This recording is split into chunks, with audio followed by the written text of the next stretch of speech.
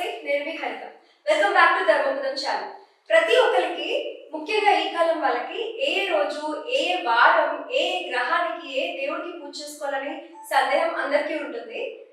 మరి మనకి అలాంటి సందేహాలను తీర్చడానికి ప్రవచనకర్త, సరస్వతి ఉపాసకులు, బ్రహ్మశ్రీ ఆకొండి వెంకట శాస్త్రి గారు మనతో పాటు ఉన్నారు. మరి గురువు గారితో మాట్లాడి మనకున్న చిన్న చిన్న డౌట్స్ ని క్లారిటీ తీసుకుందాం. నమస్కారం గురుగారు. నమస్కారం. ఎలా ఉన్నారు? బాగున్నాను. సో గురుగారు, ముఖ్యంగా ఈ కాలం వాళ్ళకి ఏ వారం, ఏ గ్రహాన్ని, ఏ దేవుణ్ణి ఆరాధించాలి అనే డౌట్ చాలా మందికి ఉంటుంది. మీ మాటలో తెలుసుకోవచ్చా? ముఖ్యంగా ఆదివారం అయితే ఏ దేవుణ్ణి, లేదా సోమవారం, చాలా మందికి చిన్నపాటి ఐడియా ఉండుండొచ్చు. కాకపోతే పూర్తిగా ఎవ్వరికి కూడా ఏ దేవుని ఎలా పూజించాలి, పూజ విధానం ఏంటి, లేదా ఏ గ్రహాన్ని పూజించాలి అనే డౌట్స్ చాలా మందికి ఉంటాయి. మరి మీ మాటలో తెలుసుకోవచ్చా? శ్రీమాత్రేనమ్మా. మరి ఈ కాలంలో అందరికీ తెలుసుకోవాల్సినటువంటి మంచి ప్రశ్న వేశారు. ఎందుకంటే ఆదివారం అనేసరికి అందరికీ సెలవు రోజు, హాలిడే కదా. ఆ రోజు లేట్గా చేద్దాం అనుకుంటారు. సగం అనారోగ్య కారణాలకి నేను అదే ప్రధానం అని చెప్తాను. ఎందుకంటే ఆదివారం నాడు సెలవు కదా, ఈ 10:30 రాత్రి శనివారం నాడు సాయంత్రం దాకా ఎక్కువ టైం స్పెండ్ చేసి ఆదివారం పొద్దున్నే లేట్గా లేచి ఈ 11 గంటలకో 12 గంటలకో టిఫిన్ చేయడం, సాయంత్రం 4 తర్వాత భోజనం చేయడం, ఇవి చాలా మంది చేస్తూ ఉంటారు. కానీ మనం నిజ జీవితంలో ఆరోగ్యం కావాలంటే ఆదివారమే నియమం పాటించాలి. ఎందుకంటే ఆరోగ్యం భాస్కరాదిచ్చేది. మనకు ఆరోగ్యాన్ని ఇచ్చేవాడు సూర్యుడు. సూర్యనారాయణమూర్తికి ఇష్టమైన రోజు ఆదివారం. మన ఆరోగ్యం తెచ్చుకునే రోజునే మనం వేరే రకంగా వృధాగా కాలయాపన చేసేస్తున్నాం. కాబట్టి మనం ఆదివారం నాడు శ్రద్ధగా ఉండి నియమాలు పాటించి ఆదివారం నాడు నేను చెప్పిన విధి విధానాలు పాటించినట్లయితే అనారోగ్యానికి దూరంగా ఆరోగ్యానికి దగ్గరగా ఉండొచ్చు అన్నమాట. అంటే ఈ ఆదివారం అంటే వారాల్లో ఆది అంటే మొదలు, మన వరుస క్రమంలో కూడా వారాల్లో మొదటిది. మరి గ్రహాలు 9 ఉన్నాయి మనకి. 9 గ్రహాలు. ఒక్కొక్క గ్రహానికి 3 నక్షత్రాలు అధిపతులుగా ఉంటారు. అంటే 3 నక్షత్రాలకు ఒక గ్రహం. 9 3 27 27 నక్షత్రాలు, 9 గ్రహాలు. ఒక్కొక్క గ్రహం 3 నక్షత్రాలు పంచుకుంటే 9 గ్రహాలు, 9 3 27 సరిపోయింది.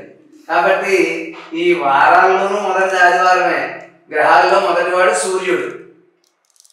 గ్రహాల్లో వచ్చిన సూర్యుడు మొదటివాడు. రోజుల్లో ఆదివారం మొదటిది. కాబట్టి ఆదివారం నాడు సూర్యనారాయణమూర్తి కంటే ముందుగా లేచి స్నానం చేసి దీపారాధన చేయడం అనేది చాలా విశేషమైనటువంటి ఫలితం. మనం ఆదివారం సూర్యోదయం ఎప్పుడవుతుందో తెలియదు. అంటే మనం ఎప్పుడో 11 గంటలకో 10:30కో 12 గంటలకో అంటే లేట్గా లేస్తారు. అంటే కొంతమంది డ్యూటీ నుంచి అవ్వచ్చు, కొంతమంది ఇంకో రకంగా అవ్వచ్చు. కాబట్టి ప్రధానంగా ఆదివారం కొన్ని నియమాలు పాటించినట్లయితే మనం ఆరోగ్యాన్ని కాపాడుకోవచ్చు. మరి ఆదివారం మనం ఏం చేయాలి అంటే, ఆదివారం సూర్యుడికి ఇష్టమైన రోజు. సూర్యుడికి నవగ్రహాల్లో నవధాన్యాలు ఉన్నాయి. ఒక్కొక్క గ్రహానికి ఒక్కొక్క ధాన్యం ఉంది. సూర్యుడికి గోధుమలు ప్రీతి. అందుకని ఆదివారం ఉదయాన్నే మనం స్నానం చేసి శుచిగా మంచి బట్టలు కట్టుకుని ఏదైనా సరే ఆవుకి గోధుమలు తినిపించడం అనేది మంచిది. అంటే దానం చేయాలి. దానం చేయడం కుదరకపోతే గోమాతకు పెట్టడం మంచిది. 1.5 కిలో దానం చేయాలి. 1 కిలో అయినా మనం ఆవుకి సమర్పించాలి. అంటే ఆవుకి మన దగ్గర ఉండి పట్టుకెళ్ళి పెట్టడమే. కానీ ప్రతి నిత్యం కూడా సూర్యోదయానికి ముందు లేచిన వాళ్ళకే ఎక్కువ ఆరోగ్యంగా ఉంటారు. అది సూర్యోదయం కన్నా ముందు, ఆయన లేచిన తర్వాత రావడం కాదు, సూర్యుడి కన్నా ముందే మనం లేచి స్నానం చేసి దీపారాధన చేయడం అనేది ముందు చెప్పుకోవాల్సినటువంటి విషయం.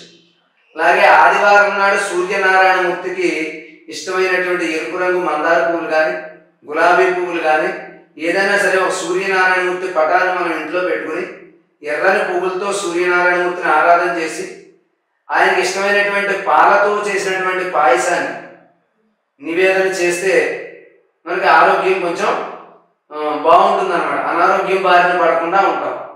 పూర్వకాలంలో పెద్దవాళ్ళు ఎక్కువ కాలం బతికారు అంటే వాళ్ళు ఉదయాన్నే లేచి ఇంటి దగ్గర ముందు దగ్గర స్నానం చేసిన సూర్యనారాయణమూర్తి రాగానే సూర్యనారాయణమూర్తికి నమస్కారం చేసేవారు. సూర్యనారాయణమూర్తికి నమస్కారం చేసి ఆయన తెలిసిన నామాలు ఏమో చదువుకునేవారు పెద్దవాళ్ళు. ఎవరైనా పొలం పనులకు వెళ్ళినా అక్కడ కాలువలు అవి ఉంటాయి కదా, అక్కడ కూడా ఆ కాలంలో స్నానం చేసి ఎదురుగుండా సూర్యుడు వచ్చేసరికి నమస్కారం చేసేవారు. అలా సూర్య నమస్కారాల వల్ల చాలా మంది ఎక్కువ కాలం బ్రతకడం, అంటే అనారోగ్యం బారిన తక్కువగా పడడం, ఎక్కువ ఆరోగ్యంగా ఉండడం జరుగుతుంది. అదే విధంగా ఆదివారం నాడు సూర్యనారాయణమూర్తికి సంబంధించి గోధుమలు దానం చేయడం, ఎరుపు రంగు వస్త్రంలో కిలో పావు కానీ ఒక ఏదో మనకు తోచినంత గోధుమలు వేసి మూట కట్టి మంచి బ్రాహ్మణుడు ఎవరైనా దేవాలయం దగ్గర ఉంటే అక్కడికి వెళ్ళి ఆ బ్రాహ్మణుడికి గోధుమలు దానం చేయడం. నవగ్రహాల్లో సూర్యుడు ఉంటాడు, నవగ్రహాలు ఉంటాయి మన గుడి దగ్గర. ఇక్కడ నవగ్రహాల్లో సూర్యుడి దగ్గరికి వెళ్ళి దాని చుట్టూ 9 ప్రదక్షిణలు కానీ 27 ప్రదక్షిణలు కానీ, అంటే ఆదిత్యులు అంటే సూర్యుడు 12 మంది, ద్వాదశాదిత్య అంటారు. కాబట్టి ఆ నవగ్రహాల చుట్టూ 12 సార్లు ప్రదక్షిణ చేసి సూర్యనారాయణమూర్తికి ప్రీతికరంగా గోధుమలు సమర్పించి, ఆ ఎర్రని పూలు సమర్పించి, ఎర్రని వస్త్రం సమర్పిస్తే సూర్యుడి యొక్క అనుగ్రహంతో మనం చాలా వరకు సంపూర్ణ ఆరోగ్యవంతులుగా ఉంటాము. గురుగారు, అలాగే సూర్యనారాయణునికి సంబంధించింది ఏ శ్లోకం లేకపోతే ప్రార్థన ఏ విధంగా ఉంటే బాగుంటుందంటారు? సూర్యనారాయణమూర్తికి 12 నామాలు ఉంటాయి. మిత్రాయ నమః, రవయే నమః, భాస్కరాయ నమః, ఆదిత్యాయ నమః. అలాంటివి సూర్యుడికి ప్రీతికరమైన 12 నామాలని 12 నామాలు ఉంటాయి. ఆ నామాలు చదవడం కానీ, లేకపోతే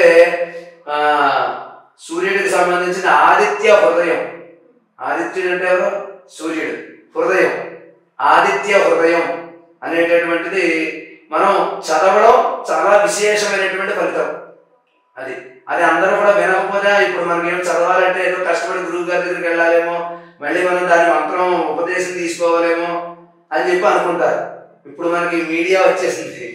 ఆదిత్య హృదయం అని కొట్టగానే దాంట్లో మనకి వీడియో కావాలంటే వీడియో, ఆడియో కావాలంటే ఆడియో, పీడిఎఫ్ కావాలంటే పీడిఎఫ్ వస్తుంది. మనం ఏంటంటే కొంచెం తెలుగు చదవగలం, మనకి బాగుంటుంది. రోజు శ్లోకాలు చదవడం అలవాటు ఉందనుకోండి, దాన్ని ముందు మనం వినడం నేర్చుకోవాలి.